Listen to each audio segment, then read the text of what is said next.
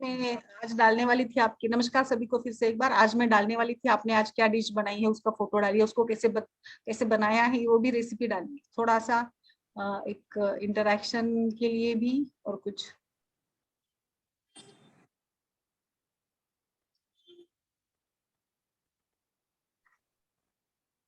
Okay, तो चलिए आगे बढ़ते हैं। हम लोग आज ज्वर के बारे में बात करेंगे। मैंने आज तक जो भी मतलब रुग्ण ज्वर के लिए हमारे पास आते हैं, कंप्लेन कोई या फिर कोई पूछ लेता है उनको, अभी तक हमने, जब ये पीरियड छोड़िए, अभी कोरोना का पैंडेमिक का पीरियड था इसीलिए थोड़ा सा हमें केयर के लिए कुछ लेना पड़ा, एलोपैथिक मेडिसिन लेनी पड़ी। बट ज्वर ये एक ऐसा व्याधि है कि जो बिल्कुल अपने आप से ठीक हो सकता है अगर आपने प्रॉपर उसका सभी कुछ परिचर्या डाइट को फॉलो किया तो। ज्वर की संप्राप्ति हम सभी जानते हैं, ज्वर फीवर जिसमें मेनली पित्त दोष का प्रकोप है, ये पित्त और जाठराग्नि पित्त का प्रकोप होकर अग्निमांद्य और कोष्ठाग्नि जो है, कोष्ठाग्नि की मंदता से जो भी सारा हमारे शरीर में बनता है वो बाहर एलिमिनेट करने का काम अच्छे से नहीं होता है। इसीलिए फिर यहाँ हमारे इसमें ही शरीर में ही ये पित्त एक प्रकार से हमारे सारे इसमें जाकर बैठने लग जाता है, जिसको हम लोग अवरोध जनित ही ये संप्राप्ति होती है। इसीलिए जब हम कोई भी ज्वर नाशक काढ़ा देते हैं या फिर जैसे पैरासिटामोल दे दी, पैरासिटामोल क्या काम करती है? पैरासिटामोल ये टेम्परेचर रिलीज कैसे करती है? It acts on the nervous system के ऊपर, जहाँ पे टेम्परेचर रेगुलेटरी सेंटर है, लाइक पॉन्स मिडिल ऑब्लोंगेटोमी। तो देर आर टू मैकेनिज्म्स, दो प्रकार की मैकेनिज्म्स होती है हमारे शरीर में। There are two type of phenomena physiology, like heat gain and heat loss. Heat gain अगर ज्यादा है उसके मायने में हमने हीट लॉस नहीं कर रहे थे। Heat, how we gain heat, वो थोड़ा 2 मिनट में आपको बता देती हूँ, थोड़ा सा इसके फिजियोलॉजी पैथोलॉजी के बारे में। यस बताइए, हाउ वी गेन हीट, हम लोग हीट कैसे लेते हैं, उष्मा हमें कैसे मिलता है और उष्मा को हम लोग कैसे रिलीज करते हैं।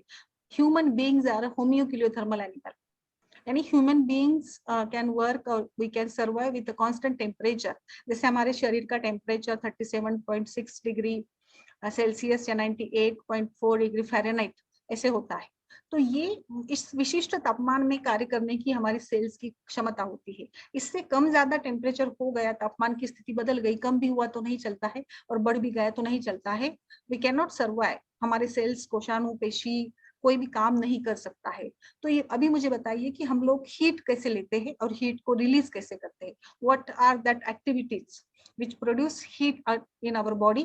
तो बुखार कब आता है, क्यों आता है? ताकि हम, बुखार जब आता है तो इसका मतलब हमने हीट गेन तो ज्यादा कर लिया बट हम लोग हीट को लॉस नहीं कर पा रहे हैं। So what happens after taking the paracetamol और whatever the medicines are there, हम लोग क्या होता है वहां पर, टेबलेट लेने से आधा घंटा बाद में स्वेटिंग शुरू होती है। व्हाट इज दिस स्वेटिंग, ये क्या है? स्वेटिंग हो रही, इसका मतलब क्या है? जो आपके अभ्यंतर शरीर में जो उष्मा या अग्नि को एक प्रकार से रखा गया था, या अग्नि अंदर ही अवरोध जनित संप्राप्ति थी, इसलिए अग्नि उष्मा बाहर नहीं जा पा रहा था, तो अभी उष्मा निकल गया बाहर, आपको स्वेटिंग होती है, घाम आता है, और फिर घाम चला गया तो आप बोलते कि नहीं नहीं अभी तो अच्छा लग रहा है, टेम्परेचर कम हो गया। इसका मतलब अब थोड़ा भी टेम्परेचर बढ़ा तो सहन नहीं कर पाते हैं। तो टेम्परेचर क्यों बढ़ा, क्या किस कारण से टेम्परेचर बढ़ा, बताइए मुझे। ज्वर की संप्राप्ति या ये physiologically, thermogenesis, thermolysis, what are this processes. Daily हम लोग हीट गेन करते हैं, इसीलिए फिर ऐसा बहुत बार देखा गया है कि ठंडी के दिनों में भी कुछ कुछ लोग ज्यादा कुछ मतलब जाड़े का मौसम होता है फिर भी उनको ज्यादा ठंडी नहीं बसती है, या कुछ कुछ लोगों को फिर बिल्कुल भी ठंडी नहीं सहन कर पाते हैं वो लोग। तो ये क्या मैकेनिज्म है? Yes ask, please please put in the chat box, डालिए डालिए थोड़ा सा, इसके बेसिक कंसेप्ट को हम लोग समझ रहे हैं। अवंतिका, अमित सिंह जी, कृति, हाँ फटाफट वर्षा, what are these mechanisms, how we gain heat? Yes, how we gain heat? Ayurveda के मत के अनुसार तो जो हमारी जठराग्नि है वो अंदर ही रह जाती है। yes नहीं, और उसके बाद में फिर रस के साथ मिलकर वो पूरे शरीर में जो है घूमती है और जो हमें टेम्परेचर फील होता है। यस, ज्वर ये रसवस स्रोतस का ही व्याधि है, ज्वर में धात्वाग्नि मान शाखागत हो जाता है लेकिन वो बाहर नहीं निकल पाता है, तो बाहर नहीं, कोष्ठ में ही वो रहता है, कोष्ठ में ज्यादा वो जठराग्नि जो कोष्ठ में रहना चाहिए वो हमारी मतलब शाखागत हो जाती है। हाँ यस, ये हमारी संप्राप्ति होती है आयुर्वेद के अनुसार। यस। और मैम और मैम एलोपैथिक में तो जो हमारा जो सिस्टम रहता है, जो मैकेनिज्म रहता है हमारा, जो बॉडी बैलेंस करता है, मतलब हीट वगैरह, तो जैसे आपने कहा था अवरोध संप्राप्ति हो जाती है, अवरोधात्मक, तो वैसे हमारा जो थर्मो जो रिसेप्टर्स होते हैं जो हमारे ब्रेन में रहते हैं, तो वो डिस्टर्ब होने की वजह से जो हीट, मतलब जो हमारे रंध्र होते हैं जो इवोपरेशन करते हैं, हीट बाहर निकालना, स्वेदन की जो प्रक्रिया होती है, तो वो जब कोलैप्स हो जाते हैं या श्वेत ग्रंथियां हमारी मतलब सिकुड़ जाती हैं, तो हीट जो हमारी बॉडी में ही रह जाती है। पेरिफेरल जो हमारा सिस्टम है वो मतलब उसमें क्या हो जाता है, सिकुड़न आ जाती है, कंस्ट्रक्शन हो जाता है। और जब हम जैसे पैरासीटामोल वगैरह खाते हैं तो हमारा पेरिफेरल जो सिस्टम होता है वो सर्कुलेशन बढ़ जाता है, तो हीट जो है और जो रंध्र है हमारे खुल जाते हैं, और जो सर्कुलेशन है वो हमारा ज्यादा होने से हीट जो है वो बाहर निकलता है जब एकदम सडनली स्वेटिंग होती है। yes, I just want to know how we gain heat. तो मैं चाहती थी आपका answer food is the main source of heat gain. Yes ma'am, digestion power से ही हमको हीट बॉडी प्रोड्यूस होता है, हीट प्रोड्यूस। हाँ, तो अन्न से, आहार से ही तो हमें हमारे शरीर को ऊर्जा मिलती है, आहार से ही हमें हीट मिलती है, उष्मा मिलता है। इसीलिए ठंडी के दिनों में हम लोग गर्म कपड़े पहनते हैं ताकि हमारी जो उष्मा है वो शरीर के भीतर ही रहे। और फिर इसमें ठंडी के दिनों में, और गर्मी के दिनों में हम लोग पतले, ज्यादा कुछ सॉफ्ट वाले कपड़े पहनते हैं ताकि जो हीट बन रही है शरीर में वो रिलीज होने में मदद हो जाए। तो ये एक नॉर्मल फिनोमिना है। तो आहार विहार, हमारी मानसिक स्थिति, ये सभी भावनाएं बहुत ज्यादा महत्वपूर्ण होती है ज्वर की स्थिति में। इसीलिए देखिए, ज्वर की स्थिति में संताप, क्रोध, चिंता, शोक या चिड़चिड़ापन आ जाता है, क्योंकि पित्त दोष बढ़ा है और कहीं ना कहीं जाकर ये रस धातु अग्नि मंद हुई है, जठराग्नि भी मंद हुई है।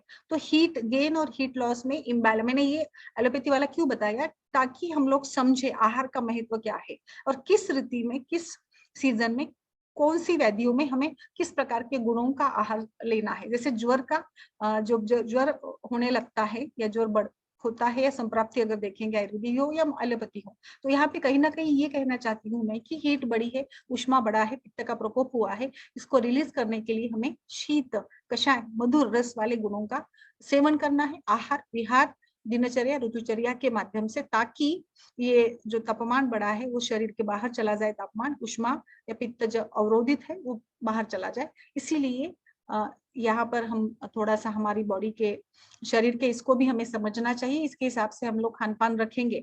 जैसे उष्णता जनित, देखिए अभी ग्रीष्म ऋतु आ रहा है, तो ग्रीष्म ऋतु में तो उष्णता होगी या सृष्टि का तापमान भी बढ़ा हुआ होगा। तो ऐसी स्थिति में हमने अगर ज्यादा पित्त प्रकोप वाले आहार विहार का सेवन किया तो निश्चित रूप से पित्त प्रकोप होगा और फिर ज्वर यहाँ पर बहुत ज्यादा मात्रा में बढ़ेगा या ज्वर होगा, जो व्याधि का निर्माण होगा। इसी क्रम से हमें अभी खान पान क्या रखे, तो ग्रीष्म ऋतु में जब इस प्रकार का ज्वर का पेशेंट आता है तो थोड़ा सा हमारा आहार विहार अलग रहेगा, और ठंडी के दिनों में ज्वर का पेशेंट आता है तो वहां पे थोड़ा सा अलग रहेगा। गुण या कुछ हमारे जो खाद्य पदार्थ है उसमें भी हमें बदलाव लाना होगा। ठीक है। सो टू रिलीज द टेम्परेचर, अभी सबसे पहला क्या है, हमारा पित्त का प्रकोप या जो उष्मा बढ़ा है उसको हमें रिलीज करना है, उसको हमें कम करना है। तो यहाँ पर इसीलिए तुलसी, अजवाइन, निर्गुंडी ल्यूज, ये जो हम कषाय इसका बनाएंगे, इसमें काढ़ा बनाकर इसमें पेशेंट्स के पैर हमें डीप करके रखना है। बहुत ही अच्छा उपाय है ये। आप तुलसी का काढ़ा बनाकर भी मतलब पिला सकती है। इसमें आप जो भी चाहे, तुलसी में मिश्री या फिर अजवाइन है, अदरक है, ये भी डाल सकते हैं। बट ये काढ़ा जो है ये सर्दी बुखार के साथ अगर होती है तो ज्यादा ये होता है, बट तुलसी इज स्टिल ज्वरनाशक। तो फिर जो भी सारे कल्प बने हैं, त्रिभुवन कीर्ति वगैरह, उसमें तुलसी है ही। तो यहाँ पर कुछ अलग बताया है हमें। See there are 2 types of temperature also, core temperature and shell temperature. तो हम लोग जब तापमान देखते हैं तो हाथ पैर को मतलब छू कर देखते हैं, हाथ को छूते हैं या फिर गले को छू कर देखते हैं, तो इट मे बी डिफरेंट। तो बाहर का तापमान, एक्सटर्नल एक्सट्रीमिटीज का तापमान या अभ्यंतर तापमान में थोड़ा सा फर्क होता है, 1-2 डिग्री का भी हो सकता है। फिर हम लोग जो टेम्परेचर लेते हैं, ओरल टेम्परेचर या फिर एक्सिलरी टेम्परेचर, या जैसे बच्चों में रेक्टल टेम्परेचर भी लिया जाता है, उसमें भी 1-1 डिग्री का फर्क होता है। ठीक है, वो सभी बातें जानी दीजिए। तो अभी हमें क्या करना है कि हमारी संप्राप्ति को भंग करना है, तो तुलसी, अजवाइन, निर्गुंडी का काढ़ा बनाएंगे। इसमें पेशेंट के पैर जो है उसको डुबो कर रखेंगे 20 मिनट के लिए।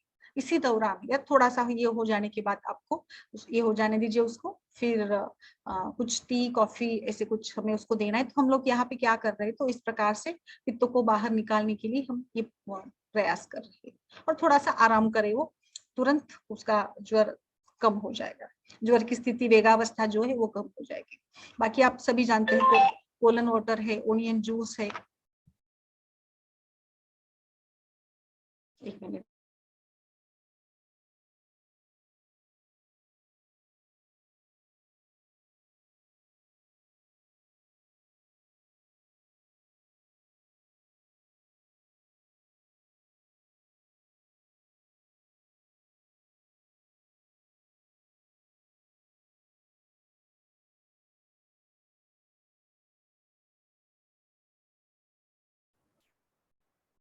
आवाज आ रही है अभी?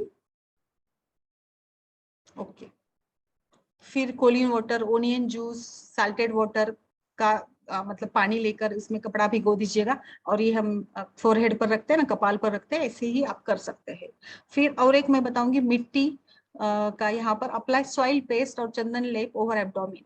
तो ये भी एक अलग से आप कर सकते हैं। मिट्टी तो होती ही है, उसमें थोड़ी सी मिट्टी लीजिएगा, काली मिट्टी, ये पृथ्वी महाभूत का ये हो जाएगा, यहाँ पर तेज महाभूत के ऊपर काम हो जाएगा पृथ्वी का। Am I audible clearly? Okay. Apply soil paste, chandan lep over abdomen for burning sensation. चंदन धनिया जूस एप्लीकेशन, बहुत ही ज्यादा मतलब हाथ पैर जलन हो रही है, एब्डोमिनल, इसमें भी उरोदाह उदरदाह जैसे कुछ लक्षण हैं, तो आप वहां पर चंदन धनिया का जूस, उसका पेस्ट बनाकर भी हाथ पैरों में लगा सकते हैं। ये ज्यादा से ज्यादा गर्मी के दिनों में बहुत ज्यादा ऐसे होता है कि पेशेंट बोलता है कि जलन हो रही है, पित्त प्रकृति का पेशेंट अगर है तो जलन ज्यादा होगी। Yes yes, Naresh Kumari ji, good afternoon. ठीक है, तो ये आप अप्लाई कर सकते हैं। अगर मूर्छा आती है ज्वर की स्थिति में, तो वहां पर apply water cloth on vertebral column, मतलब उसके पीठ पर पूरा कपड़ा, ठंडा पानी का कपड़ा रख दीजिएगा थोड़ा सा, बहुत ज्यादा भी ठंडा नहीं लेना है, हमें गुनगुना ही पानी लेना है। इफ रिकरेंट टेम्परेचर, ग्यूरीठा, शिकेकाई, वाउडिंग, वचा, दशमूल की बस्ती भी देने को बताया है, जो कि बहुत ही जल्दी से जल्दी दोषों के ऊपर काम करेगी, वात पित्त दोषों के ऊपर, और अवरोध जनित संप्राप्ति को भंग कर देगी। तो वेगावस्था में आप सिंपली ये छोटा सा एनिमा भी दे सकते हैं काढ़े का। फिर हल्दी चूर्ण का उद्वर्तन बताया है, हल्दी चूर्ण लेकर पूरे शरीर में लगा देना है, आप पानी में थोड़ा सा मिला दीजिएगा, और पूरे शरीर से मुझे लगता है हाथ और पैरों तो पर भी लगा देंगे तो हल्दी भी कषाय रस वाली है, तो ज्वर की संप्राप्ति के लिए मदद करेगी। फिर क्यूमीन, जीरा, कपूर, नीम की लीव्स की चटनी आप खाने में दे सकते हैं। क्यूमीन ये अरुचि अग्निमांद के ऊपर काम करेगा, कपूर भी काम करेगा इसके ऊपर। नीम लीव्स जो है एंटीबैक्टीरियल, एंटी फंगल या सभी प्रॉपर्टीज इसमें है।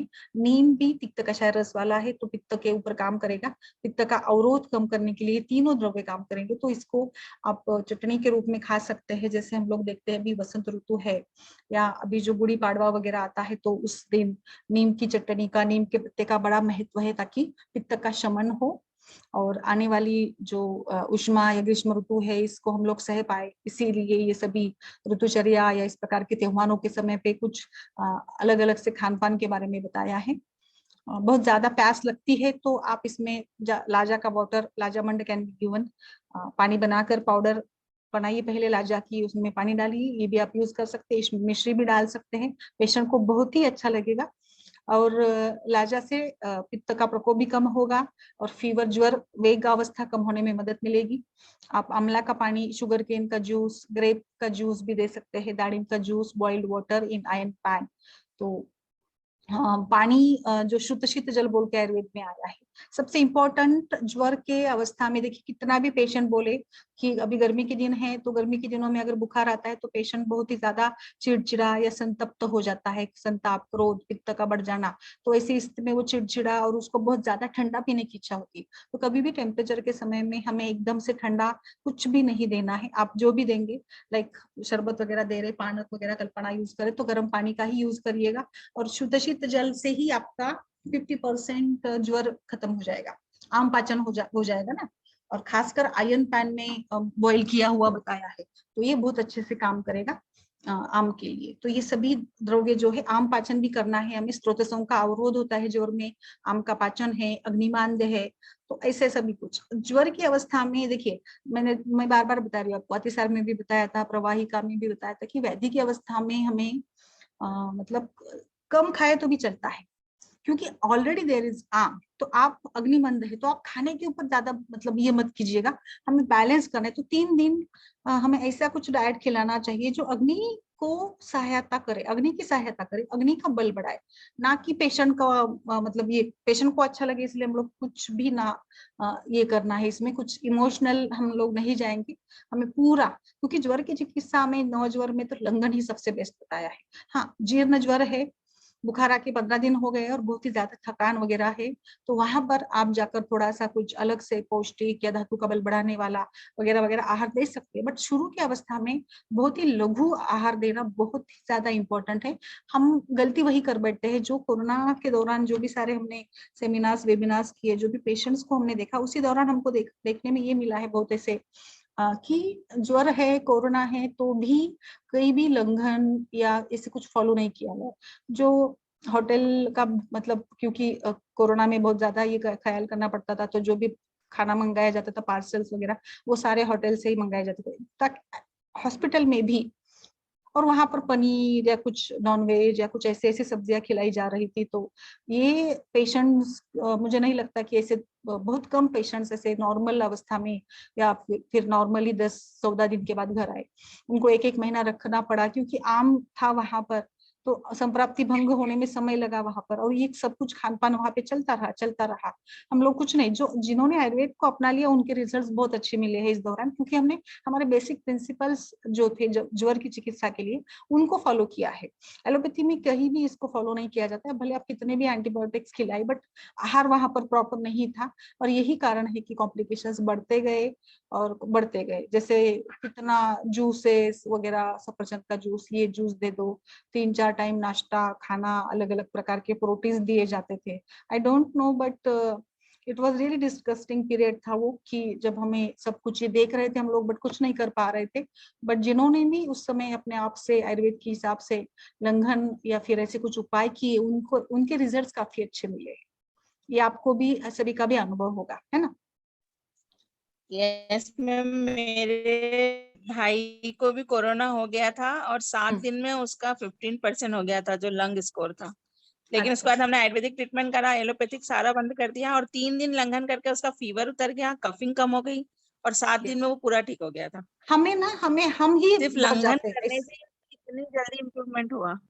यस यस यस, देखिए, अब अगर आपने ये मतलब पहले पढ़ लिया होता, तो आपने लाजामंड वगैरह का कितना अच्छा उपयोग कर दिया होता ना, अभी करिएगा ऐसी स्थिति में भी, कहीं भी कोई भी बार, लाइक किसी भी अवस्था में बहुत अच्छे रिजल्ट्स आपको मिलेंगे। हाँ देखिए, धूपन के बारे में भी चरक संहिता में भी वर्णन आया है। ज्वर के पेशेंट्स के रूम में हमेशा धूपन करना चाहिए, रक्षोग्न द्रव्यों का, फिर जटामांसी, मीरे, गुगुल, अगरू। आपको घर में कुछ नहीं है ना, तो कोई भी हम लोग धूपन रख देते ना पूजा करने के लिए, लक्ष्मी वाला धूप हो या उदबत्ती भी है, अगरबत्ती भी है, तो भी चलेगा, कोई दिक्कत नहीं। ज्यादा मात्रा में लगाए, 5-10 लगा दीजिएगा और थोड़ा धूपन करिएगा, क्योंकि ये जो सृष्टि का दोष या जो बाकी सारे हेतु आयुर्वेद में बताए ना, वो सभी हेतु का नाश करने के लिए, ये जैसे अभिघातच, भूताभिघात, शंगच वगैरह ज्वर के अलग अलग प्रकार बताए हैं। तो ये शुद्धि के लिए भी हम लोग रक्षोग्न द्रव्यों का प्रयोग करिएगा, जरूर करिएगा। भले ही क्योंकि कोरोना काल में हम लोग बहुत ही अपने अस्पताल में हमने 2 टाइम धूपन करते थे, पूरा ओटी में इधर उधर सभी तरफ, बट अभी कम हो गया। तो ये मुझे लगता है कि हमेशा से हमें इसका सहारा लेना चाहिए धूपन का। नवज्वर है तो दूध को, पता नहीं, हम लोग दूध को भगवान ही बना बैठे हैं आयुर्वेद में। मैं दूध के विरोधी नहीं हूँ, बट बहुत बारी दूध काम नहीं करता है, दूध नहीं देना चाहिए होता है, बट हम लोग भूल ही जाते हैं। दूध सामने आता है ना, तो बस बच्चों के लिए, सभी के लिए दूध पियो करते बैठते हैं। बट दूध रियली अच्छा भी है, बट कुछ कंडीशंस, श्वास कास की अवस्था में एकदम से हमें दूध को नहीं देना है, ज्वर में भी नहीं देना है, नवज्वर में। वहां पर आप अभी से जाकर इन सभी पानक कल्पनाओं का, काढ़े कल्पनाओं का उपयोग करिएगा। नवज्वर में कोल्ड वाटर, बटर मिल्क को भी अवॉइड, बटर मिल्क तो कोई देता नहीं, बस दूध बहुत दिया जाता है, मैंने देखा है। फिर उष्णोदक दीजिएगा, षडंग पानक बेस्ट है। षडंग पानक का एक लेक्चर मैंने लिया था, आप वहां पर देखिए हमारे YouTube चैनल पर, बहुत ही सुंदर तरीके से उसमें हम लोग कैसे इस्तेमाल कर सकते हैं। आप कोई भी व्याधि में, आप पांडु में भी, आप कास में, श्वास में, जो सारे संधिवात, आमवात वगैरह है, षडंग पाणक बहुत ही बेस्ट है। पानी हमेशा, मैंने देखा, एक मेरा ऑब्जर्वेशन है, जैसे घर में बच्चे भी सुनते नहीं है, उनको हमेशा ठंडा पानी पसंद रहता है। पानी, कोई सादा पानी पीने को तैयार ही नहीं, पता नहीं क्यों ये हमारे दिमाग में बैठ गया है कि हम लोग सादा मतलब फिल्टर का पानी नहीं पी सकते हैं। बहुत सारे लोगों के शरीर में जो सारी व्याधियों का कारण है वो पानी ही पानी होता है। इस प्रकार से पानी, ठंडा पानी बार बार पीते रहने से क्लेद बनता जाता है और फिर वो अपने अपने खवय गुण या स्रोत की वीकनेस के अनुसार अलग अलग प्रकार की व्याधियों का निर्माण कर देता है।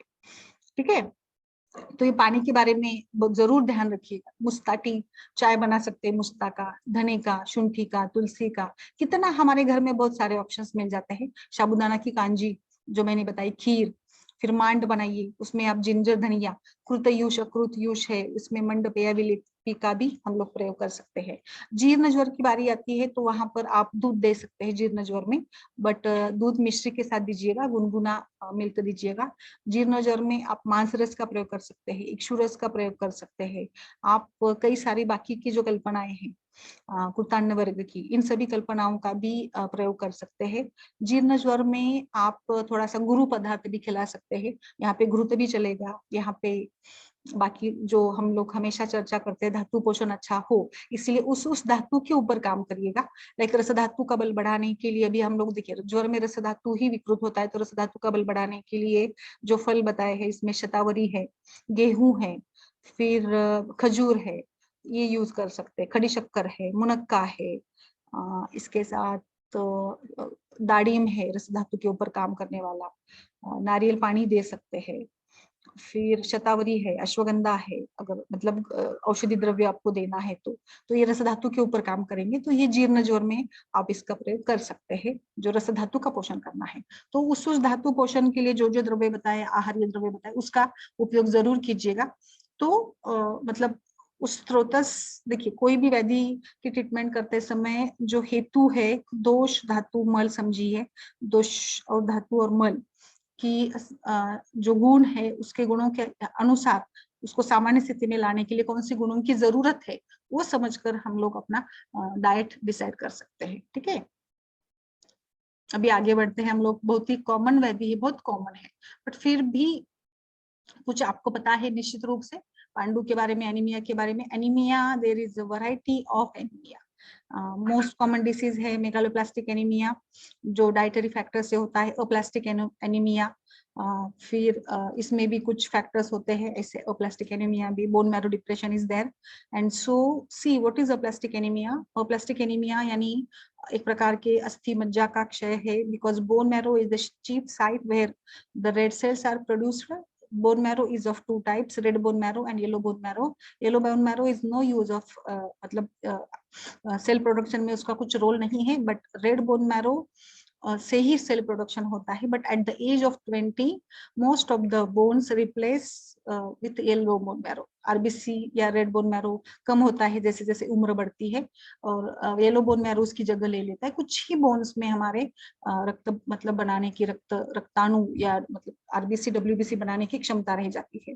तो आयुर्वेदिक परिप्रेक्ष्य में अगर हमें पांडु की संप्राप्ति देखनी होगी तो ज्वर, पांडु और कामला, ये एक के बाद एक का वर्णन किया है। पांडु व्याधि जो पांडु राजा का हुआ था, जिसके शब्द में लिखा है पांडुता यानी पांढरेपना, या फिर लाइक फेंटनेस, फेंट हो जाती है स्किन। हमारे शरीर का प्राकृत वर्ण गुलाबी है, जो शरीर की रक्त की मात्रा के ऊपर या हीमोग्लोबिन की मात्रा के ऊपर डिपेंड करता है। पांडु के वातज, पित्तज, कफज, सन्निपातज और मुखभक्षण जन्य, ऐसे 5 प्रकार पांडु के बताए हैं। एनीमिया तो वैरायटी का है, जैसे मैं बता रही थी। Plastic anaemia is there, sickle cell anaemia is there. Sickle cell anaemia एक विशिष्ट समूह में मिलता है, जैसे महाराष्ट्र में कुछ ऐसे गांव है जहां पर सिकल सेल एनीमिया के घर होते हैं। वहां पे शादी के पहले सिकल सेल एनीमिया के बारे में पूछना पड़ता है, पूछते हैं। महाराष्ट्र में ऐसे 2 गांव है, हमारे पास वो बच्चे भी है।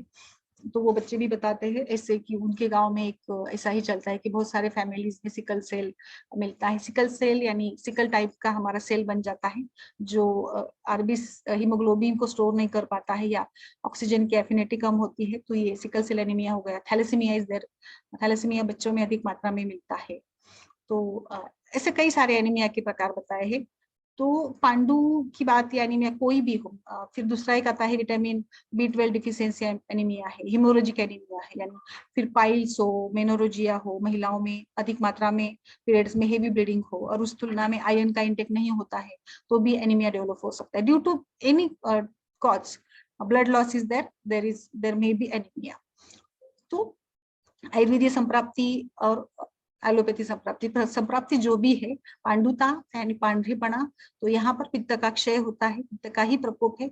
पांडु यह आचार्य चरक ने रसवस्तोतस का वैद्य माना है, आचार्य सुश्रुत ने इसको रक्तवस्तोतस के इसमें बताया है। ठीक है, पांडु बहुत सिंपल है, बट आई थिंक ऐसे कुछ लोग हैं, ऐसे कुछ पेशेंट्स भी होते हैं जिनमें रक्त की मात्रा बढ़ती ही नहीं, कितना भी खाए। तो पांडु के हम लोग 3 प्रकार कर सकते हैं, वातज पित्तज कफज, या आप इसको माइल्ड मॉडरेट सीवियर कर लीजिएगा। माइल्ड यानी 10 अराउंड 10, मॉडरेट यानी 7 to 10 एंड सीवियर मींस 7 के अगर कम है HB तो उसको हम सीवियर में ले सकते हैं। Mild can be treated with diet only, moderate can be treated with diet and injectables or some of medicines, and severe can be treated only with the blood transfusion। ठीक है, तो इसीलिए भले ही पांडु की संप्राप्ति लेकर पेशेंट आया होगा, बट हमें रक्त की मात्रा को देखना ही देखना है। रक्त धातु अच्छे से नहीं बन रहा है, रक्त धात्वाग्नि का क्षय है, अग्निमांद्य, जाठराग्निमांद्य, फिर धात्वाग्निमांद्य होगा। यहाँ पर रस और रक्त दोनों धात्वाग्नि की मंदता है, तो हमें रस रक्त व स्रोतस के ऊपर काम करना पड़ेगा।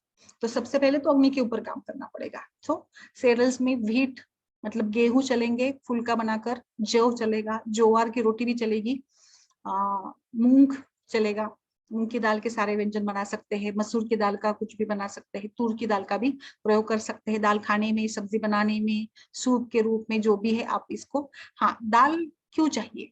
बिकॉज RBC या haemoglobin, heme and globin, heme is iron and globin is a protein, so we require the iron and proteins for supplementation or for production of red blood cells। तो प्रोटीन जो भी जिसमें है वो लेना है, but protein लेंगे आप, प्रोटीन लेंगे, बट उसको डाइजेस्ट करने की अग्नि अच्छी होनी चाहिए। इसीलिए पहले की अवस्था में बहुत ही ज्यादा कुछ ये खाओ, लड्डू खाओ, वो खाओ मत करिएगा, पहले उसके अग्नि में सुधार आने दीजिएगा, पहले दीपन पाचन कराइएगा, अग्नि को बढ़ाइएगा, फिर जाकर उसको घृत, दूध, ये वो जो भी खिलाना है वो खिलाइएगा, है ना। फिर सब्जी उसको देनी, पहले तो हल्का आहार देंगे हम लोग 15 दिन शुरू की अवस्था में, कैबेज, परवल, ब्रिंजाल की सब्जी, तंदूजा की सब्जी, शेपू। फिर फ्रूट्स में आप बेस्ट, सारे ये फ्रूट्स बेस्ट होते हैं, बट देखिए कुछ फ्रूट्स के बारे में हमें पता नहीं होता है। एक्चुअली जो बताया जाता है, an apple a day keeps doctor away, that much apple is not that much important fruit। Apple का, सफरचंद का कौन सी संहिता में कहाँ पर वर्णन है, क्या बताइए मुझे, कुछ किसी को याद आ रहा है तो। yes, is really apple is good for our health? क्या कहना है आपका? हम योग रत्नाकर में, योग रत्नाकर में ना, मैं भी देखती हूँ, मैंने देखे सभी, इसके नाम है, मुझे इसका सेब का याद नहीं आ रहा है, सफरचंद का याद नहीं आ रहा है, क्योंकि योग रत्नाकर में तो सभी प्रकृति का वर्णन आया है, but still I am not sure. Yes, आपके हिसाब से सबसे बेस्ट फल कौन सा है? प्रीति, नरेश कुमारी जी, तृप्ति जी, आप सभी लोग आपके पसंदीदा फ्रूट्स डालिए चैट बॉक्स में। मैडम अनार, अनार, या 1 2 3 4 5 6 वाटरमेलन मैम, वाटरमेलन मुझे बहुत पसंद है। Very nice, yes. और अनार मैम, पपैया, पपैया, ओके। भाई मैंगो, पता ही है, मैंगो तो फलों का राजा है। हाँ मैंगो भी है। हाँ, आम के बिना तो गाड़ी आगे नहीं बढ़ेगी ना, आयुर्वेद में आम का बड़ा मैम मैंगो से फिर बॉडी पे वो सबका body फेवरेट होगा gain ना, होगा इसलिए ना। कोई नहीं बोल रहा। यस, वही तो, आम से तो, आम के बिना तो फल पूर्ण नहीं होते, फल के पूर्ण नहीं होता है मैम, मगर उससे बॉडी गेन होता है। तो आप नहीं सोचती है इसलिए। इतना मत सोचिए, वेट के बारे में चलता है। ठीक है, तो देखिए आंवला आंवला तो बेस्ट है, विटामिन सी का स्रोत है। अभी हमें क्या करना है कि रक्त निर्माण करने के लिए कौन से विटामिन लगते हैं, कौन से मिनरल्स प्रोटीन्स लगते हैं, वो हमें देखना होगा। जैसे आंवला में विटामिन सी है, द्राक्षा में भी है विटामिन सी, तो खट्टे फल खाने चाहिए। रक्ते अम्ल शिशिर प्रीति ही, रक्त क्षय में अम्ल पदार्थ खाने की इच्छा होती ही है, और शीत पदार्थ खाने की, तो शिशिर प्रीति यानी शीत प्रीति। तो खट्टा खाइए जरूर, हमारे आहार में खट्टा होना चाहिए, जो स्टिमुलेट करता है एलबीसी प्रोडक्शन को। खट्टे फल खाने चाहिए थोड़ी मात्रा में, बट अभी आपकी प्रकृति के हिसाब से, सीजन के हिसाब से भी सोचिएगा। अंजीर बहुत अच्छे है, भिगो कर खाइए अंजीर को। अच्छे एक्चुअली आपको अगर मतलब फल मिलता है तो भी अच्छा है, फल के सीजन में फल खाइए, और फिर बाकी सीजन में आप जो ड्राई अंजीर होते हैं उसको भिगो कर खाएंगे तो बेस्ट है। अंजीर का तो सभी कुछ वैरायटी मार्केट में मिलती है, आप इसका शेक वगैरह भी बना सकते हैं। ऑरेंजेस में भी विटामिन सी है। चीकू, सपोटा, ये भी एक्चुअली चीकू में मिनरल्स ज्यादा है, पोटेशियम मैग्नीशियम की मात्रा अधिक है। दाड़िम में तो सब कुछ है। दाड़िम is best, really best for not only pandu but श्रेष्ठ फल है दाड़िम, जो ग्राही है, जो मल को बांधने का काम करता है, गृहिणी, अतिसार, प्रवाहिका, जैसे हमने चर्चा की थी, तो दाड़िम बेस्ट है। बनाना ये गरीबों का नहीं, बनाना रियली में एक चमत्कारी फल है। मैंगो के बाद, आम के बाद अगर किसी का नंबर आता है तो मैं बनाना को नंबर दूंगी, क्योंकि बनाना आयुर्वेद में इतनी मतलब मांस धातु के ऊपर काम करेगा, रक्त के ऊपर काम करेगा, मेद धातु के ऊपर काम करेगा, शुक्र धातु के ऊपर भी काम करेगा। और ना केवल बनाना के बारे में थोड़ा सा ये होता है कि मतलब बनाना को ठंडा ये होता है, ठंडा शीत गुण के कारण उसके सर्दी खांसी होने के चांसेस होते हैं, और बनाना बहुत जल्दी वेट गेन करता है। रोज 1-2 बनाना खाइए। जो आप एथलेट्स वगैरह है वो 6-6 बनाना खाते हैं, जो कुश्ती वगैरह खेलते हैं ना, कुश्ती पटु होते हैं, तो वो भी 6-6 मतलब खाते हैं इतनी मात्रा में, क्योंकि बनाना मांस धातु वर्धन के लिए बहुत सुंदर बताया है, बहुत ही अच्छा ये फल है। फिर मैंगो तो आप सभी जानते हैं, आम मधुर रस वाला है। आम ये शुक्र धातु, रस धातु से लेकर सभी धातु को बढ़ाने वाला है। एप्पल में भी कुछ तत्व है जो रक्त निर्माण के लिए मदद करते हैं। ये सब कुछ पंचगव्य सभी कुछ खाइए, घृत, फिर मतलब ये पूरा अपना छाछ, मिल्क, दूध, मक्खन सब कुछ खाइएगा। Panchagavya all is having important role in pandu also.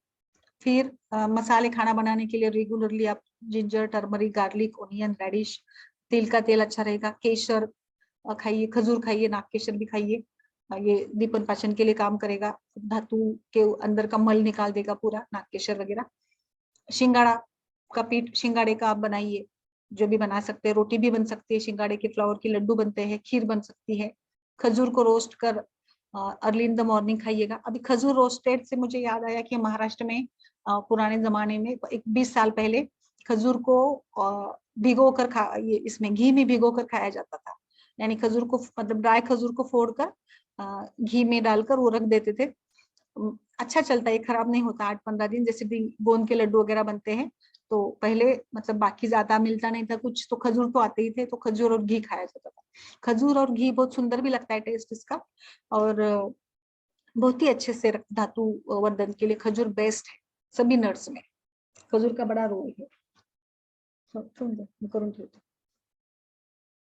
थोड़ा नहीं पटवाएंगे, ठीक है उसमें थोड़ा खजूर मंथ वगैरह भी पिला सकते हैं इसमें, खजूर पानक वगैरह। दोघे अजून परत हे करत बसते काहीतरी पेन म्हणजे मी देते तिकडून माझी आहे ना पेन। यस बताइए। मैम खजूर मंथ जो अपन को मैडम बताते हैं, वो खजूर मंथ या पानक भी पिला सकते हैं क्या? हाँ बिल्कुल बिल्कुल, तो फिर वो पांडु गीले में? खजूर का, डेट्स का मतलब ये करिए ना, गीले खजूर आते हैं ना, सीडलेस वगैरह मिल जाते हैं आजकल। तो हम ड्राई खजूर को जैसे अपन रात भर भिगा कर उसका बनाए तो नहीं बन पाएगा हाँ क्या? बिल्कुल बिल्कुल बिल्कुल, ड्राई खजूर का पाउडर भी बना सकते हैं, लड्डू में डालते हैं ना पाउडर, मिलता है मार्केट में आजकल, बट घर में नहीं मैम, बनाएंगे जैसे अभी गर्मी है और अभी तो मिलेगा नहीं अपने को वेट वाला, तो जैसे ड्राई को अपन यदि किसी एनीमिया नहीं वाले ना, को देना चाहे तो? ये तो मिल जाता है ना खजूर के, तो पैकेट्स डीमार्ट कहीं पर मॉल में मिलते हैं ना, सीडलेस वगैरह, बहुत सादा वैरायटी के आते हैं ना वो। तो मतलब गीले का सही बनेगा? गीले का सही बनेगा। खजूर की चटनी बनाते हैं क्या कोई आप में से? महाराष्ट्र में बहुत चलती है, हाँ जो मैम। नहीं भेल मैम। पानी पूरी बनाते हैं ना, तो उसमें खजूर की चटनी इस्तेमाल होती है। मैंने इस हाँ। बार मैम टमाटर के सूप में लेकिन वो डाला था किशमिश, उसका टेस्ट इतना अच्छा लग रहा था, खट्टा मीठा। अच्छा, और शक्कर की जगह किशमिश डाली उसमें कि थोड़ा खट्टा और थोड़ा मीठा टेस्ट आएगा, बहुत बढ़िया देखिए लग रहा है। देखिए, वेरी नाइस, वेरी नाइस, बहुत इवन ही अच्छा। मैम ये बनाते हैं ना हम लोग, जूस जैसा बनाते हैं ना, उसमें चीनी के बदले भी आप भिगोया हुआ ये खजूर डाल के दो ना, तो भी बहुत अच्छा रहता है। वही वही वही हाँ वही, देखिए अपने दिमाग के ऊपर है कैसे कहाँ पे यूज करना है। तो यहाँ पे हम लोग जो मतलब पानी पूरी वगैरह बनाते हैं ना, तो उसमें मीठी चटनी जो लगती है ना, तो ये मीठी चटनी खजूर की बनाते हैं। डेट्स को भिगो कर, या फिर आप मतलब जो ड्राई वाले हैं खजूर, उसको भी भिगो दीजिएगा। उसको भिगोने के बाद उसको अच्छे से हाथ से मसल कर, या फिर अगर वेट वाले खजूर है तो आप मिक्सर से उसको ऐसे पेस्ट कर सकते हैं, और उसमें ही आपको जो तीखा या नमक थोड़ा सा डाल देना है वो डाल सकते हैं। तो भेल वगैरह में एक हेल्थ भी मतलब मेंटेन रहती है, और टेस्ट सबसे इम्पोर्टेंट है, टेस्ट बहुत अच्छी बनती है मीठी चटनी की। दो प्रकार की चटनियां लगती है ना पानी पूरी में, पानी पूरी तो बहुत सबको पसंद होगी। तो उसमें हरी चटनी और मीठी चटनी लगती है ना, तीखी और मीठी चटनी। ये मीठी चटनी बनाने के लिए खजूर यूज करिए आप, बिल्कुल आपको बहुत अच्छी लगेगी। यस मैम, आप बनाएंगे, गर्मी में वैसे भी चटनी अच्छी लगती है। हाँ, यस यस यस, अभी सब कुछ चटनी यहाँ का सीजन आ गया, आम की चटनी बना सकते, खजूर की चटनी बना सकते। अभी मैं जो ये रेसिपी बुक लिख रही हूँ ना, उसमें भी मैंने ये सब कुछ डाल दिया है आपको, क्योंकि हम सब चर्चा तो करते हैं बट एक्चुअली प्रॉपर कैसे बनाया जाए ये भी कई बार पता भी नहीं होता, मतलब इतना सीरियसली सोचते नहीं है ना, तो पता नहीं होता है। ठीक है, अभी और Yes. कुछ खजूर के बारे में। खजूर की चटनी बनाइएगा, 10 खजूर लीजिएगा, इसको भिगो दीजिएगा रात भर गर्म पानी में, थोड़ा सा गुनगुना पानी में, और सवेरे अगर वेट खजूर है तो उसके अंदर की जो बीज है उसको निकालिए मतलब, और निकालने के बाद अब उसको पीसिएगा, जितना जितना आपको थिक या थीन चाहिए, पतला वगैरह गाढ़ा, उतना उसमें आप थिक करिएगा। उसमें ही आप धनिया का पाउडर वगैरह डाल सकते हैं। तो और वो और ये चटनी आप कहीं पर भी ढोकले के साथ वगैरह भी, जो चटनी मिलती है ना मार्केट में, इससे ही आपकी खजूर की चटनी बहुत अच्छी बनी। इसको आप सजाइए, फिर कुछ कुछ डो भी डालना है आप, धनिया, तीखा, नमक, कुछ भी डाल सकते हैं इसमें। एक बार ये मिक्सर से, बस कितना सिंपल है, बस मिक्सर से घुमाना है इसको, कुछ नहीं करना है। एक भिगो कर सवेरे, अलग अलग जो हम वड़े वगैरह बनाते हैं ना, भुजिया वड़ा वगैरह बनाते हैं, तो इसमें भी ये चटनी बहुत टेस्टी लगेगी आपको, क्योंकि बाजार की जो ढोकले के साथ चटनी आती है वो बहुत ज्यादा खट्टी होती है, और वो कब की बनी होती है उसका कुछ अंदाजा नहीं होता है ना। तो ये अपने घर की चटनी बनेगी तो ऐसी बहुत, और ये अच्छी रहती भी है, खराब नहीं होती। अब 3-4 दिन की बनाकर बाहर भी रखे तो चलेगा, और फ्रिज में रखे तो फिर 8-8 दिन भी इस्तेमाल करते बहुत सारे लोग, है ना। चलिए आगे बढ़ते हैं फिर। तो सिंगाड़ा का हो गया, सिंगाड़ा का भी सब कुछ ऐसे बनता है, रोस्टेड खजूर। फिर ये, हाँ इसीलिए मैंने ये लिया है यहाँ पे, खजूर खाने के बाद ऊपर से आपको दूध पीना है, गाय का दूध पियेंगे तो अच्छा है। Black raisin water, sugar cane juice बहुत सुंदर है। शुगर केन जूस एक प्रकार से कामला में बहुत अच्छा है, मैं आगे बताऊंगी कामला के बारे में पांडु के बाद। बट शुगर केन जूस ये न्यूट्रिशियस भी है, और ये धातु का पोषण भी है, रस धातु का भी पोषण करेगा, रक्त का भी पोषण करेगा, और ये स्रोतों से क्लेथ को कम करने का एक बड़ा अच्छा ये है। क्योंकि शुगर केन जूस का हम लोग वमन के लिए भी इस्तेमाल करते हैं ना, क्योंकि वमन करने से कफ दोष निकल जाता है, स्रोतों का अवरोध कम होता है। वैसा ही शुगर केन जूस पीने से भी अच्छे रिजल्ट्स मिलते हैं, अच्छा उपयोग होता है शरीर को। फिर भूमि आंवला का जूस, आंवला का जूस, बहुत ज्यादा पाल्पिटेशन है, बहुत ज्यादा मतलब छाती में अपने स्पंदन ज्यादा है, धड़धड़ हो रहा है बोलते हैं ना पेशेंट्स, तो इसमें लौकी का जूस, लौकी का जूस या फिर कोहड़ा, कुष्मांड अवलेह, बट घर में होता है ना लौकी, सब्जी के लिए लाते हैं हम लोग, तो इस लौकी का जूस बनाकर इसमें क्यूमिन पाउडर डालकर दीजिएगा, बहुत अच्छा काम करेगा। ये भोपड़े का रस बहुत ज्यादा पिया जाता है, रामदेव बाबा जी ने इसको बहुत ज्यादा प्रसिद्ध कर दिया है। मुझे याद है आज से 10-15 साल पहले हर घर में एक सवेरे लौकी का जूस पिया जाता है।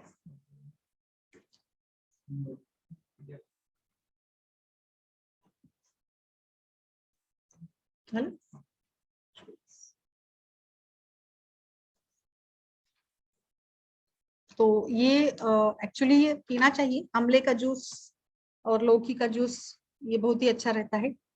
और ये कॉन्स्टिपेशन वगैरह है तो वो भी कम होता है, क्योंकि पांडु में अवरोध होता है, तो बहुत बार पेशेंट को ये होता है ना, कामला में जैसे रुद्रपथ कामला में तिल पिष्टवत मल बताया, यानी तिल के जैसे मल प्रवृत्ति आती है, क्योंकि शरीर में रक्त धातु की कमी है। तो मल मूत्र को रंग देने का काम कौन करता है? यस, मल मूत्र का रंग क्यों है? मल मूत्र का रंग पीला या जो भी है वो किस?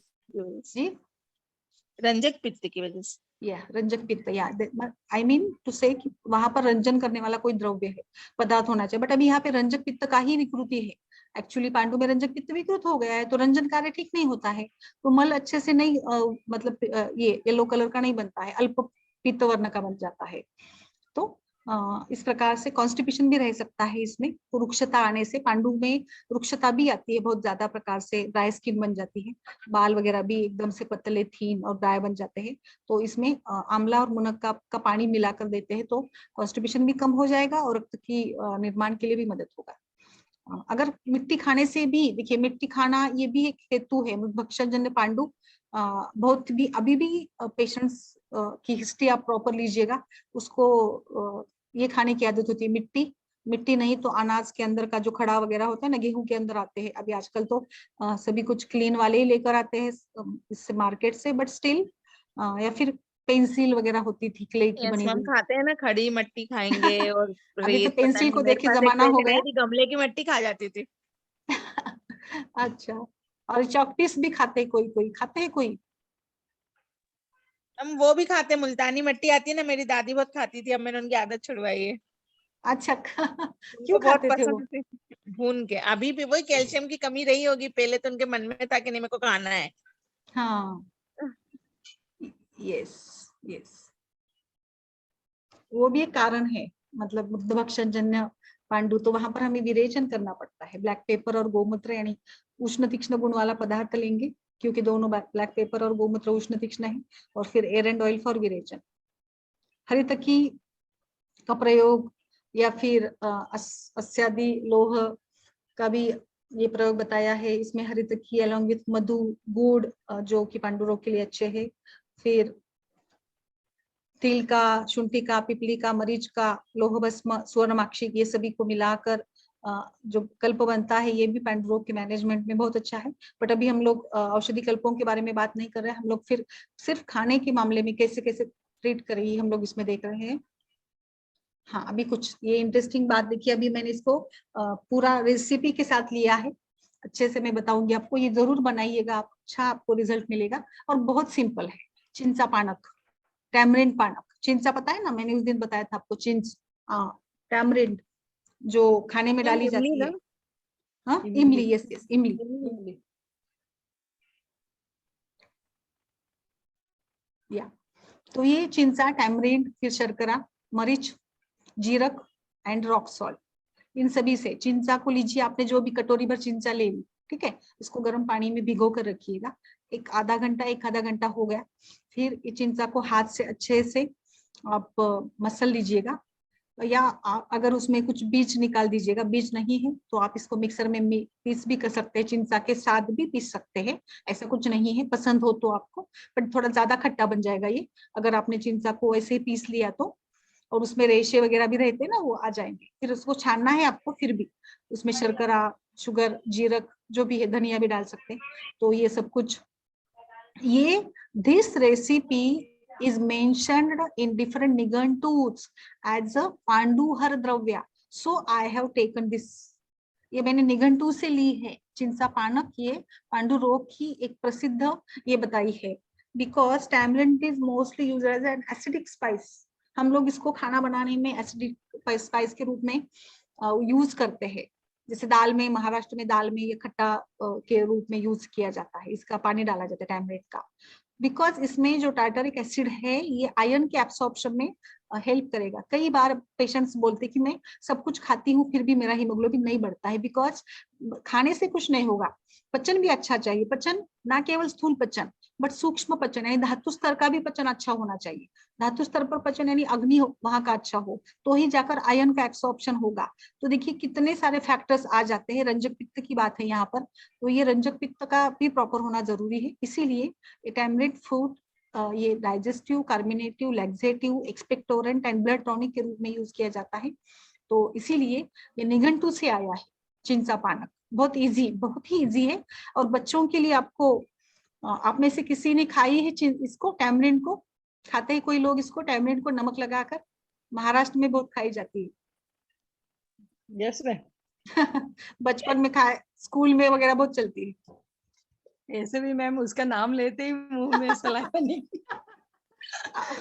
अभी तो ना खाया नहीं जाता ना, बचपन में बहुत खाया नहीं, जाता है नहीं। खट्टा। हाँ। हम लोग इसको ना खट्टा शुगर मतलब शक्कर और नमक डालकर इसको अच्छे से मिलाकर खाते थे, बहुत खाते थे, हाँ। बहुत टेस्टी लगता है। तो वही टाइप में आपने ये मैम पानक। पानी हाँ, पूरी का बोला ना, उसका खजूर के अंदर ये डालते हम लोग थोड़ा सा। यस यस, डालते हैं ना खट्टापन लाने के लिए, बिल्कुल बिल्कुल।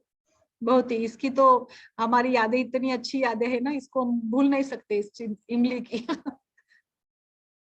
यस। तो चिंचा पानक इसी प्रकार से आप यवसूर करके भी एक आया है, इसमें फर्मेंटेड प्रिपरेशन ऑफ यव।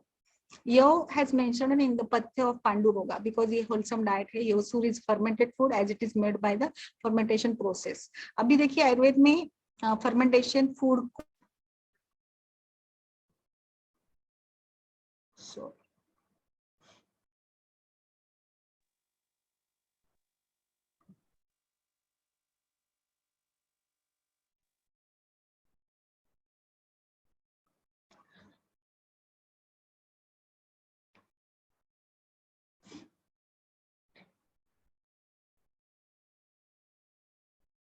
yes, तो ये यवसूर है। तो fermented food or drink is the best source of good bacteria which helps in the replenishment of the enzymes and the digestion of the arm and which improves the agni। तो इसीलिए ऐसा ठीक है, आयुर्वेद में ज्यादा विदग्ध खाने से, ज्यादा फर्मेंटेड फूड खाने से मना किया है।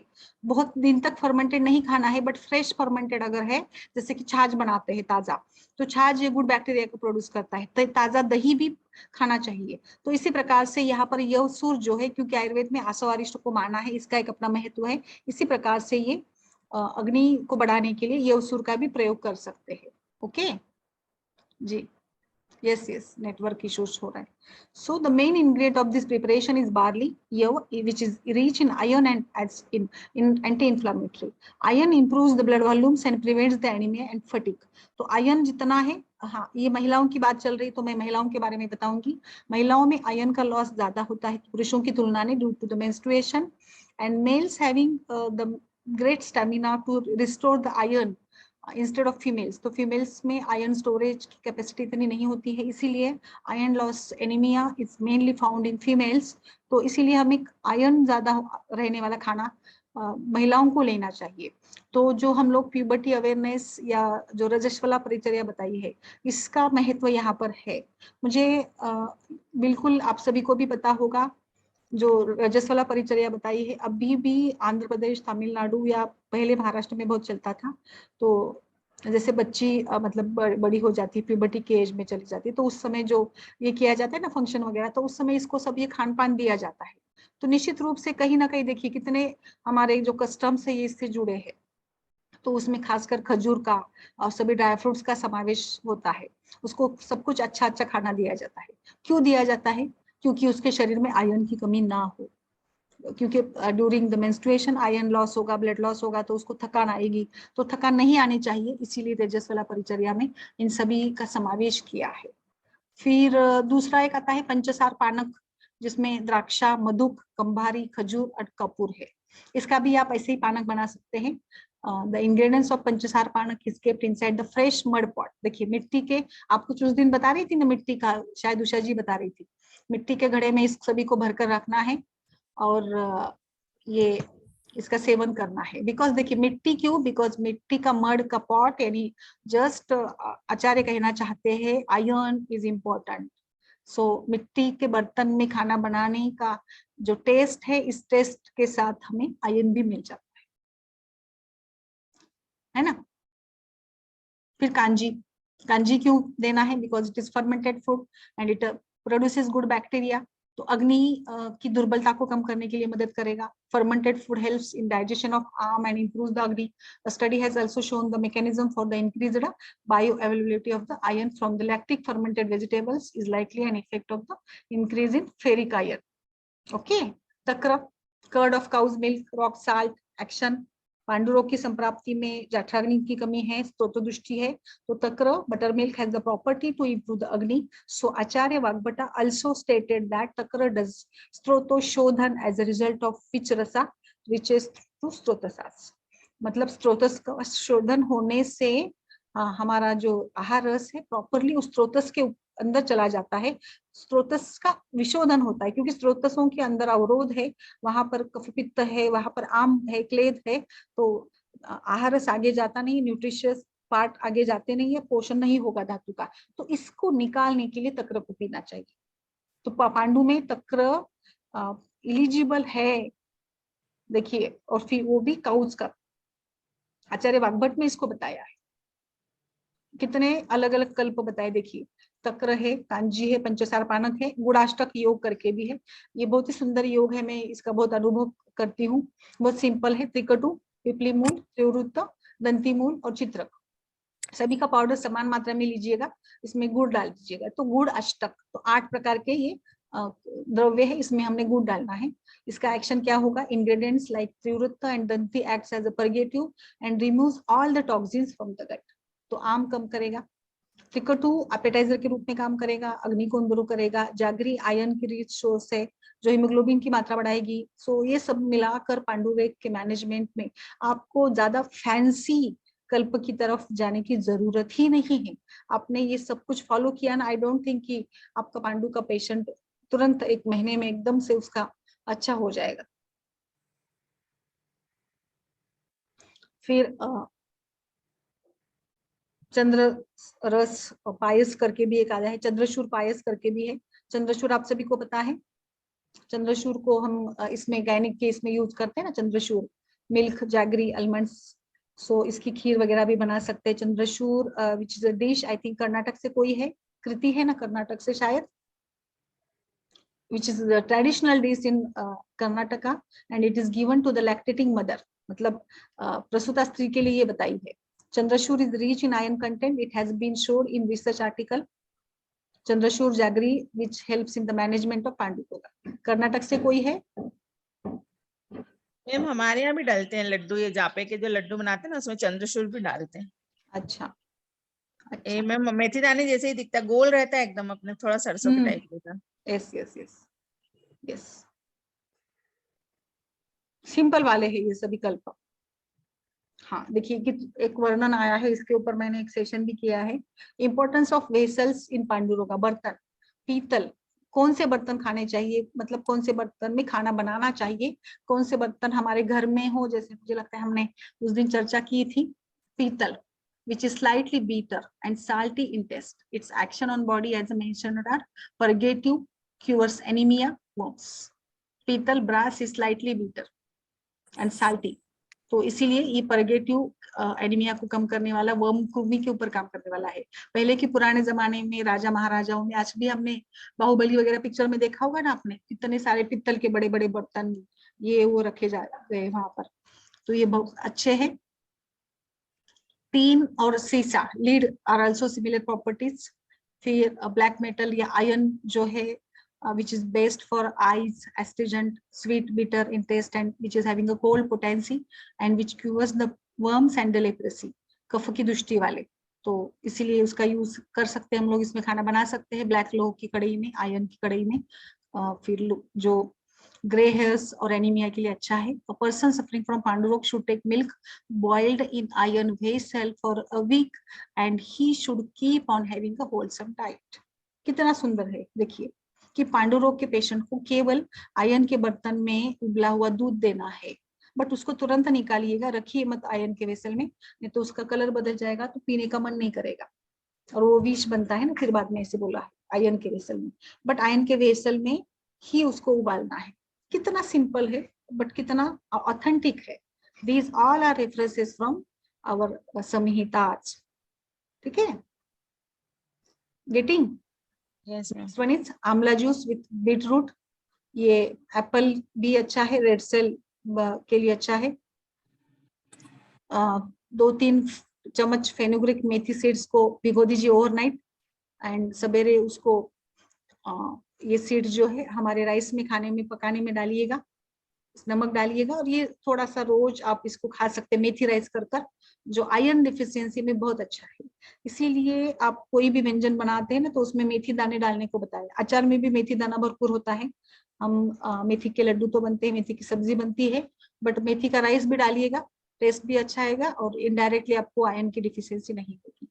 You can mix half cup of Apple juice with half a cup of beetroot juice, चुकंदर, और इसमें हनी डालिएगा एंड दिस, इसको आप ले सकते हैं, आपको डिफरेंस पता चलेगा, बहुत सुंदर रिजल्ट आएगा इसका बीटरूट को और एप्पल जूस को इकट्ठा पीने से। फिर कृष्ण तिल का भी बहुत सुंदर रोल है एनीमिया में। कृष्ण तिल को गर्म पानी में भिगो कर रखिए 2 घंटे के लिए, इसकी पेस्ट बनाइए, शहद के साथ खाइए। कृष्ण तिल का काढ़ा अनार्थों में भी बेस्ट है, उष्ण गुण वाला है, इसीलिए वो रस धातु के ऊपर काम कर आर्तो जनन के लिए दिया जाता है कृष्ण तिल का काढ़ा, कृष्ण तिल का काढ़ा।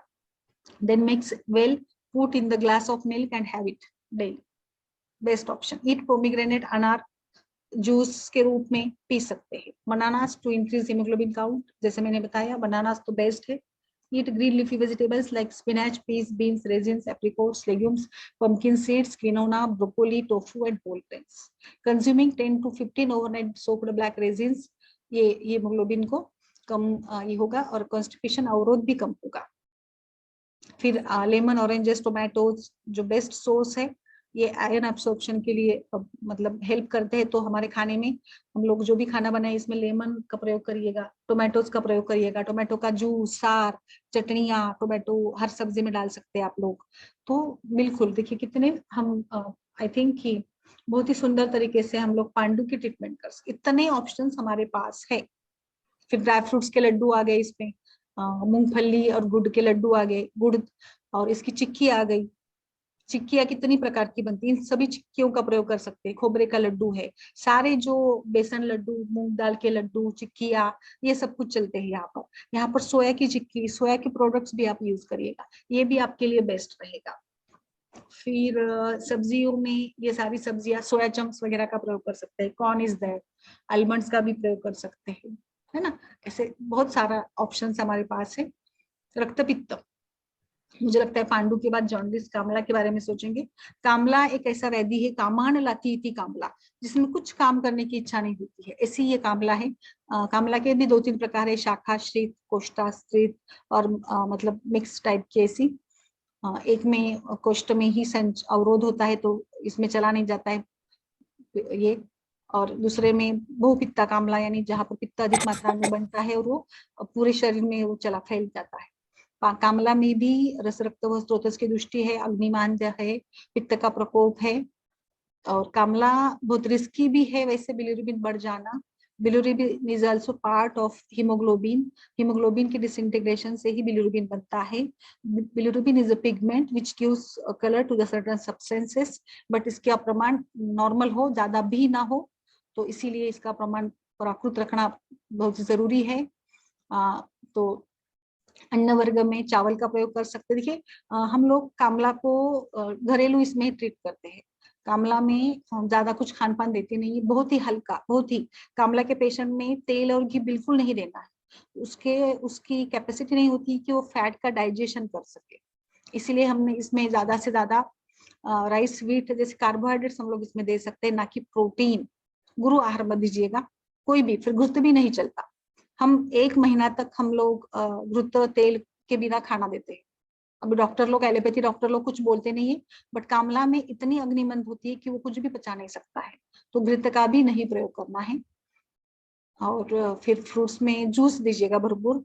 शुगर केन इतना अच्छा है, हम हमारे घर में कभी भी किसी को या पेशेंट्स को भी हम लोग बोलते हैं कि किसी को भी अगर जॉन्डिस हो गया है तो उसको हम शुगर केन खाने को देते हैं।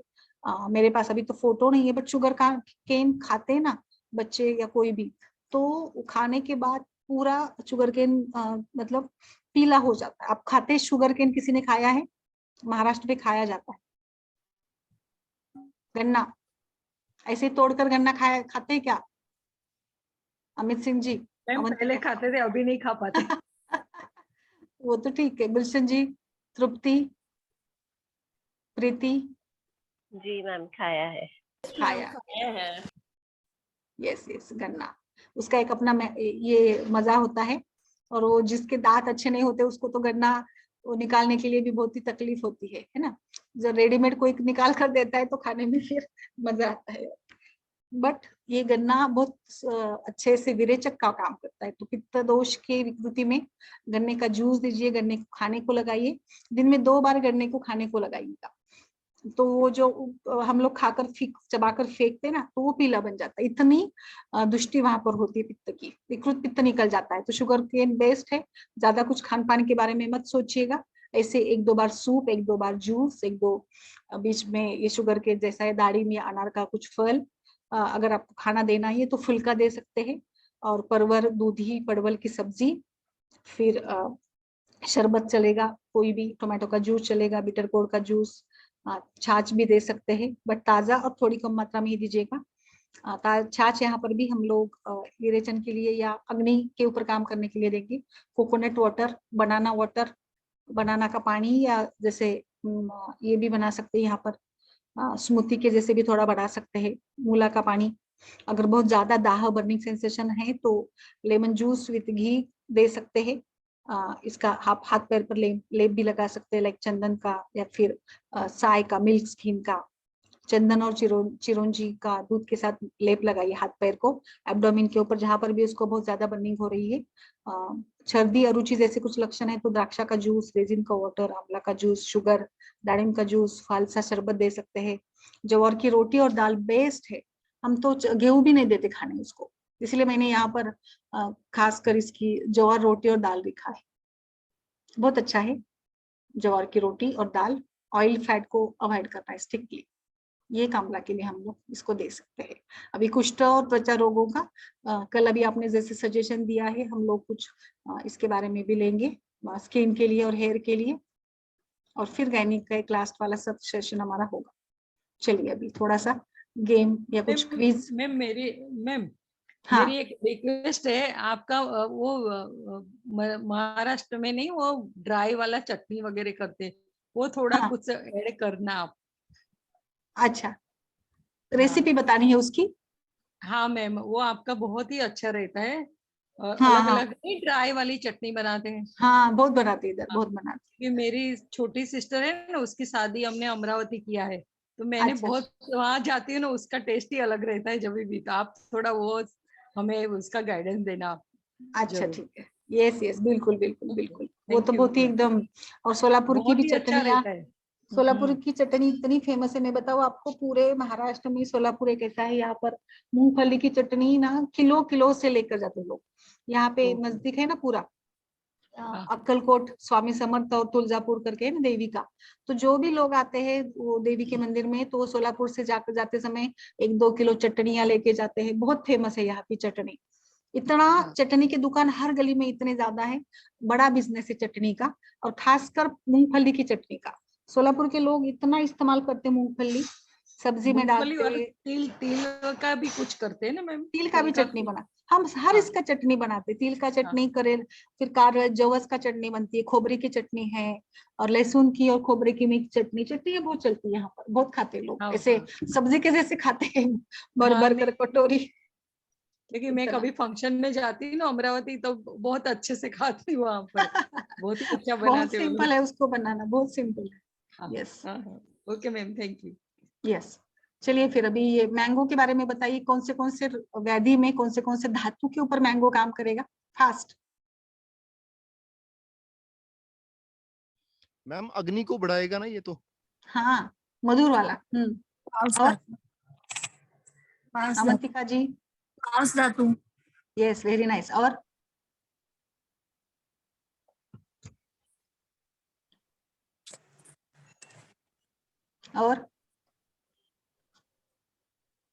बहुत सारे धातु के ऊपर काम करेगा ये, मधुर है ना, वृक्ष है। कैसा रुष्य धातु? है। यस, वेरी नाइस, रुष्य है। शुक्र धातु सबसे इंपॉर्टेंट, शुक्र धातु के ऊपर बहुत ही सुंदर काम है। नपुंसकता, क्लैब्यता, फिर कुछ इरेक्टाइल डिसफंक्शन में मैंने एक सेशन लिया था 4-5 महीने पहले, मैंने आम्र पाक करके पढ़ाया है। जैसे मुस्ली पाक आता है, क्रोच पाक आता है, सुपारी पाक बनता है, वैसे ही आम्र पाक करके मार्केट में मिलता है। जैसे शुक्र धातु की दृष्टि स्त्री और पुरुष दोनों में भी होती है, तो ये दीजिएगा। और फिर थकान है, अभी कोरोना के बाद बहुत लोगों ने वेट लॉस किया है, पांडु रोग में भी चलेगा। तो इसमें आम जूस, आम का रस जो भी है, आम खाने को दीजिएगा। शुक्र धातु के ऊपर बहुत सुंदर काम होता है आम का। रस धातु के ऊपर भी होता है, मांस के ऊपर, मेद के ऊपर और शुक्र के ऊपर खासकर इसका अच्छा काम है। ये जो आम है ये मज्जा के वह भी काम करता है, यानी बुद्धि के लिए भी बहुत अच्छा बताया है। तो ये सभी व्याधियों में आप शुक्र व स्त्रोत दृष्टि के सभी व्याधियों में आम दीजिएगा। जिस कुष्ठता में भी दीजिएगा, लाइक जिसको वेट बढ़ाना है उनमें भी आम का प्रयोग कर सकते हैं। आम सुपाच्य है और थोड़ा सा बस खट्टा ना हो। खट्टे आम के भी अलग गुणधर्म है, वो आपको दीपन पाचन के लिए दे सकते हैं। जैसे रॉ मैंगो है ना, उसकी चटनी या रॉ मैंगो का प्रयोग है। आम के बीज का भी एक अलग महत्व है। आम के बीज त्रिरोगों में जो कल्क पूरन कल्पना आई है उसमें बहुत अच्छी है। आम के बीज का पाउडर यह श्वेत प्रदर वगैरह में बहुत अच्छा काम करता है। बहुत सारे इसके आम के तो बहुत सारे यूज है, यू कैन नॉट इमेजिन कि इतने अच्छे से ये काम करता है। अम्रांतक, अम्रमज्जा भी काम आती है और आम्र का बीज भी काम आता है। आम्र के बीज से मंजन बनाया जाता है, जो दांतों के लिए जो बनता है ना दंत मंजन, उसमें आम्र के बीज का भी पाउडर डाला जाता है। आम्र की जो बीज है, कोय बोलते हैं ना मराठी में, हम इसका सुपारी जैसे भी बनाते हैं। क्या बोलते हैं इसको, अलग अलग प्रकार की मुख शुद्धि वाले बनते हैं ना सारे, 100 सुपारियां, तो ये आम्र की इसके भी बनती है। मैंने खाई 1-2 बार। गुजरात में चलती है ना, शायद गुजराती लोग बनाते हैं ना उषा जी। हाँ मैम, जी हाँ। मैम। बहुत सारा इसका पापड़ भी बनाते, मुरब्बा भी बनाते, हाँ। बहुत सारा बनता है। यस। और मैं इसका है ना मैम, अलग अलग फ्लेवर रहती ना आम की, तो उसमें मैं फ्रूटी बनाती हूँ। एक आम आता है जो रस राजपुरी करके एक आती है आम, अच्छा, वो अलग अलग ज्यादातर जातियां होती है। वलसाड़ यस। साइड में ही होता है। अच्छा तो अच्छा। उसका जो फ्रूटी जो बनाते हैं ना हम, वो घर पे मैं बनाती हूँ, बहुत ही अच्छा टेस्ट आता है अच्छा। उसका। हाँ, हाँ, यस उसमें यस। कुछ नहीं करना है, जैसे मुरब्बा बनाते हैं ना वैसे ही करना है उसको, मगर थोड़ा हम थिक लोग करके। इसका ये रोटी भी बनाते हैं, आम के रस का पोड़ी बोलते हैं, हाँ आम्र हाँ पोड़ी बोलते हैं ये। इधर चलता है बहुत महाराष्ट्र में। हाँ, फिर श्रीखंड भी बनता है, बहुत सारी हाँ, आइटम बनती है और उसमें। अचार तो बनता ही है। वो अचार तो दीपन पाचन ग्राही, हमने पढ़ा है सब अचार के बारे में, आम के अचार के बारे में। यस, इसके बताइए गुलशन जी। Vitamin C. प्रीति, वर्षा जी, तृप्ति जी। रस रस धातु पे में भी कार्य रस धातु पे काम रस करेगा, बद्ध। विटामिन सी है तो एनीमिया में, जैसे आपने अभी बताया कि एनीमिया के लिए भी बहुत अच्छा रहेगा ये। और रस धातु पे काम करेगा। हम्म और अरुचि वगैरह में भी, क्योंकि इसका जो अम्ल रस है वात विकारों में भी काम करेगा। बिल्कुल, वातिकार में भी करेगा। Yes. मातृ प्रकृति में पित्तवर्धक होगा ज्यादा से। पोषण के लिए हम लोग इसका उपयोग कर सकते हैं, संतरे का। Yes ma'am. यस, और इसमें विटामिन डी डिफिशियंसी में भी हम लोग देते हैं इसको। लाइक अस्थि धातु के पोषण के लिए, अस्थि मज्जा के पोषण के लिए भी इसको दे सकते हैं, वो अच्छे से काम करेगा वहां पर। और इसके स्किन के लिए बहुत अच्छा उपयोग है। इसके जो ऊपर का छिलका है ना, उसकी पाउडर बनाकर त्वचा रोगों में अप्लाई कर सकते हैं। पेस्ट पिंपल्स के लिए, मुखदूषिका के लिए बहुत अच्छा है। इसका पेस्ट बालों में भी लगा सकते हैं। बालों को ज्यादा से ज्यादा मतलब सॉफ्ट एंड सिल्की बनाने के लिए, आपको जो भी कोई बनाते हैं ना, जैसे त्रिफला का वगैरह मैंने बताया था उस दिन, तो इसमें भी आप इसका संतरे का जो छिलका है उसका पाउडर डाल सकते हैं। मैम इसका मैम पील आंखों भी के लिए भी करना अच्छा चाहिए। रहेगा ना ये, हाँ हाँ विटामिन ए सी वगैरह जो है सो। हाँ उसका पील जो होता है ना, उसका भी यूज करना चाहिए स्किन के प्रॉब्लम में, बहुत अच्छा हाँ, है वही यूज। वही, यस यस, हाँ वही मुखदूषिका में, हाँ, मुख दूसरिका में। पिंपल्स इवन में अरोमा ऑयल्स भी आते होंगे ना, अब तो अरोमा ऑयल्स भी आते हैं। आते हैं, यस आते हैं, यस यस वाह वाह मैम, ये तो डाइजेस्टिव सिस्टम पे बहुत अच्छा काम करता है। Yes yes. हाँ, खास खास बताइए। डायबिटीज में बहुत अच्छा रिजल्ट है इसका। यस, और हाँ, और दूसरा स्किन ये के लिए। पर्दा के बाद पित्त शामक होगा। यस, और अमरूद बहुत ही बेस्ट है। अमरूद खासकर गृहिणी, अतिसार, प्रवाहिका जैसे रोगों में बहुत अच्छा है। डाइजेशन की क्षमता, मतलब स्टमक फायर, जठराग्नि के ऊपर अमरूद बहुत अच्छा है। रोज अमरूद खाइएगा, एक अमरूद, सारे विटामिन मिनरल्स आपको मिल जाएंगे।